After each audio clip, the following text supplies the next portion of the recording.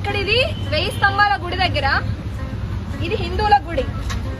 Okay, ఇది హిందువుల గుడి. హిందువుల గుడి దగ్గర ముస్లింలు ఐస్ క్రీమ్లు అమ్ముడు ఇవన్నీ వేసుడు ఎత్తారు. హిందువుల గుడి చుట్టూ హిందువులు మాత్రమే వ్యాపారం చేసుకోవాలి. అది పూజ సామాగ్రి అమ్మినా, ఐస్ క్రీమ్ అమ్మినా, ఆటో అయినా ఏదైనా. మసీద్ కాడికి వెళ్ళి హిందువులు వ్యాపారాలు చేస్తున్నారా? టెంపుల్ ఆఫ్ వర్షిప్ ఉంది. టెంపుల్ చుట్టూ ఏదైతే వ్యాపారాలు ఉన్నాయో అవి హిందువులకే ఉండాలి, వేటోళ్ళకు ఉండొద్దు. వేటోళ్ళకు ఉండొద్దు.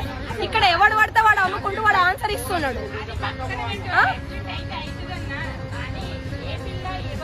ఒక్క నిమిషం ఆగు. చెప్పు, నీ పేరేంది? నీ పేరేంది? నీ పేరేంది? ఏదో రషీదో బుషీదో అన్నావు కదా. మరి నీ పని గుడికాడ నీకేం పని? గుడికాడ ఉంటాం మనం. గుడికాడ నీకేం పని? నీ మసీద్ కాడికి నువ్వు నీకేం పని? నీకేం పని? మా హిందువులు పెట్టుకోవాలి షాపు, మా హిందువులు అమ్ముకోవాలి ఐస్ క్రీము, మా హిందువులు ఇక్కడ ఆటో నడుపుకోవాలి. నీకేం అవసరం? నీకేం అవసరం మా హిందూ గుడి దగ్గర? మళ్ళా గుళ్ళ మీద దేవుళ్ళ మీద ఉచ్చలు పోసుడు, విగ్రహాలు వగలగొట్టుడు. ఇందుక ఇక్కడ ఉన్నారు మీరు? నీ మసీదుల కడ పోయి నువ్వు పని చూసుకో. నీ మసీదుల కడకి వచ్చి మేమన్నా పెడుతున్నావా? నీ కడ నువ్వు చేసుకో, మా కడ మేము చేసుకుంటాం. సిగ్గులు ఉండాలి కొంచెమైనా. ఇగో ఈ మనిషి ఇక్కడ ఐస్ క్రీమ్ అమ్ముతున్నాడు. ఇగో ఈ ఆటో ఇతందే, ఈ ఆటో ఇతంది. ఇక్కడ 1000 స్తంభాల గుడి ఇది.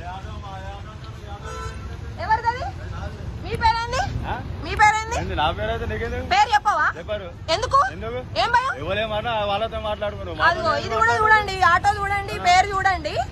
ఇగో ఇక్కడ మొత్తం ముస్లింలు టెంపుల్ దగ్గర నడుపుతున్నారు ఆటోలు. మరి హిందువుల ఆటోలు హిందువుల గుళ్ళ దగ్గర పెట్టుకోవాలి కదా. ఇక్కడ ఐస్ క్రీమ్ అమ్మేది ముస్లిమే, ఆటో నడిపేది ముస్లిమే. హిందువుల గుడి దగ్గర తుర్కోలకు ఏం పని?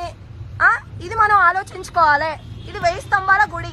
1000 స్తంభాల గుడి హిందువులది. హిందువుల గుడి దగ్గర హిందువులు మాత్రమే వ్యాపారాలు చేసుకోవాలి, వేరేటోళ్ళు చేసుకోవాల్సిన అవసరం లేదు. ఇది హిందువులు అర్థం చేసుకోవాల్సిన సందర్భం ఉంది. ఇది విషయం, ఇది విషయం.